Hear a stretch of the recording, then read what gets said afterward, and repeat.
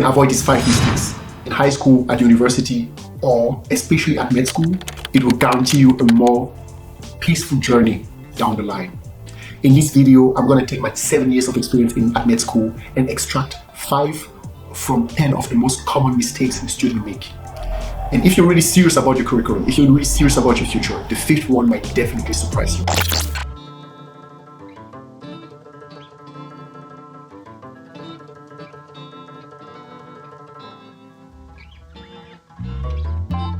Welcome to Dr. Kane R. Here we inspire the workforce of today and tomorrow. The first one is definitely one of the worst. It will earn you stressful nights and high levels of energy drinks and coffee. And it is procrastination. Waiting until the last minute to study or waiting until the last minute to do an assignment will lead to high levels of stress, but also it will lower the retention rate. In my case, I was guilty of that, especially at the beginning. I would wait until 1 week before the exam, or maybe 4 days, to start studying for the actual exam. And the day before the exam will always be more stressful. And usually I will make kind of like a 4-2 cycle. Means I will study 4 hours, sleep 2 hours, study 4 hours, sleep 2 hours in a row until 4 a.m. the next morning. And sometimes I will even have like the exam at 8 a.m. Needless to say, most of the time, like all the time, it went well, but not with great grades. And as I said before, the retention rate is really low. So after your exam, first of all, you look like a zombie, and trust me, you look awful, but also you don't get that much from what you've learned. For me, it really changed in my 3rd year because I met a really lovely physician, and she was, it was when I was trying to make money on the side. So I applied for some medical research, and they were testing medications. When I applied there, I came across that one doctor. She was really nice to me. We exchanged, and she was really open about her life and open about how it was for her to study medicine. When I explained her what my problem was, she reassured me that it was really common among newbies to start studying really late, and she also did that same mistake a lot. But she told me that it was not productive. Like she was not getting forward with her studies, and she advised me to cut it off with the coffee and with the energy drinks because it just makes you anxious. Of course, sometimes you cannot sleep. It's gonna keep you longer awake, but that time that you're longer awake, you're not that much effective when it comes to studying.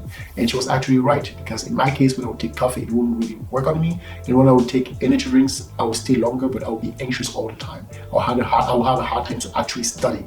And I think sleeping is what made me get the information quicker, or at least that made me refresh my brain and make it ready to get new information, let's say like that. What worked best for me was to start early with the studying and be consistent with the study. It's better to do like 2 hours every single day with a fresh head than to do 10 hours the day before the exam. And it really helped me coming forward in my studies. Oh, in case you're asking, I didn't do the medical research anymore because I was so afraid of dying. Like testing new medication could have affected my brain or my general health, and it could have caused things that I was not prepared for. If you liked the video, it would be great if you could put a thumbs up on it. Apparently, it helps to go the YouTube algorithm. Thank you. Well, let's come to the second point. Overcommitting. What do I mean by that? Taking a lot of responsibilities, taking part-time jobs, or taking too much on your shoulder. It will distract you from your studies or from your education, and can eventually lead to burnout. To be honest with you, I'm also guilty of it. But in my case, I didn't really have a choice. In the case of a lot of you guys who you won't really have a choice, I had to take care of my finances, so I had to work. It means at the beginning, I was having 2 jobs. I was working at the parking lot, but also at the restaurant. And I would average something like 4 night shifts and 7 day shifts of 4 hours per day, which means sometimes I would even skip school to go to work because I needed the money. But in my 3rd year, actually a lot of things changed in my 3rd year. In my 3rd year, I found a job in the hospital, and it was much well paid, which it led me to do just 6 to 8 night shifts per month. Actually, I could also live with 5 night shifts, but I noticed that the more money I had at my disposition, the better I could live. Like I could discover more, I could travel more, I could enjoy more life. So it was also my fault to work that much, but I don't regret it because the experience I had back then, I cannot have it now again because I've passed that age already. So I'm not regretting to have done that, but I'm just saying if you have the possibility not to do it, don't do it. Or at least it depends on your own objectives. If you really want to have like high grades, good grades, and you want to be in a really highly competitive field, don't bother yourself with work or with part-time jobs or associations, especially if you know that's not going to bring you forward for your goals. In my case, I wanted to have a good time because I knew in Germany, most of the specialties I would have had the intellectual capacity as well as the degrees, as the grades to do it, so I was not that much stressed. And here it's also not as tough as in other countries to get a specialty. This is why I was not that stressed, so I could allow myself to do that. And in your case, depending on where you're studying or depending on what your goals are, of course, you're going to have to make the right decision for yourself. The third point is ignoring self-care. Ignoring your physical and mental well-being is definitely going to have a huge impact on your social life, but also on your grades, whether you like it or not. Because you need a good body and a good mind to have enough resilience. You need a good body and a good mind to have that willpower to keep on studying or to go through hardship. You need a good body and a good mind to have healthy social connections. So, and it plays a huge role in how you're gonna feel about yourself in your environment. It was not until my fourth year that I really took that topic seriously, that I started taking care of my physical being through exercise, through clothing, through hygiene, and my mental being through taking care of my social connections, taking care of my family, and seeking for help when needed. So at that moment, my life really started to get much better, and I started to feel better about myself. I felt more confident, and this is why I also had like better relationships with the people that were around me, and I also didn't mind it to cut off the toxic ones. The fourth year was actually the year where I took one semester free. And in that semester, I took care of my mental well-being, I took care of my physical well-being, I slept a lot, I learned how to cook, and I started cooking better for myself, because before I would cook shitty for me and better for my guests. I would travel a lot, learn new things, take my time and enjoy my time, which led to the fact that when I finished that semester, I was highly motivated. I wanted to go back to school and I wanted to just like get done with these studies, and I was burning, like really burning. But when I came back, COVID started, so I had to stay longer at home.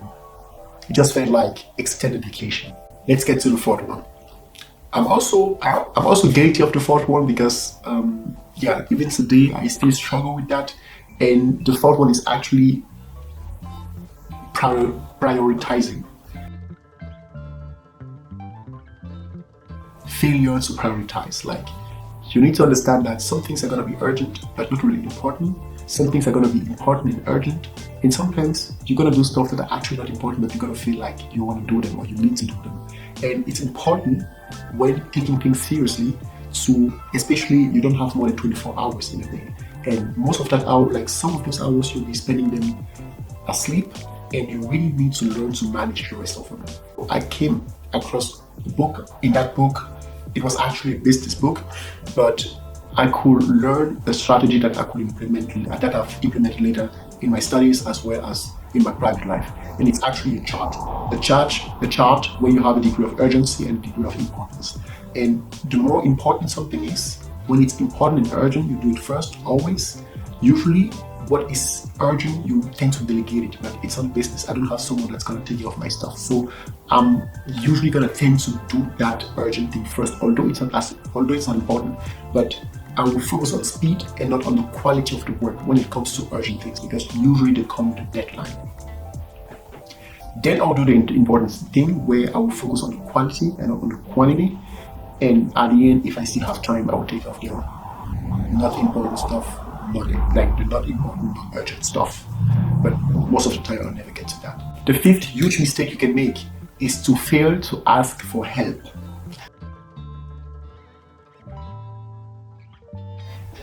In your private life, it's going to be the case as well as when you study. Asking for help is crucial, especially if you want to go further.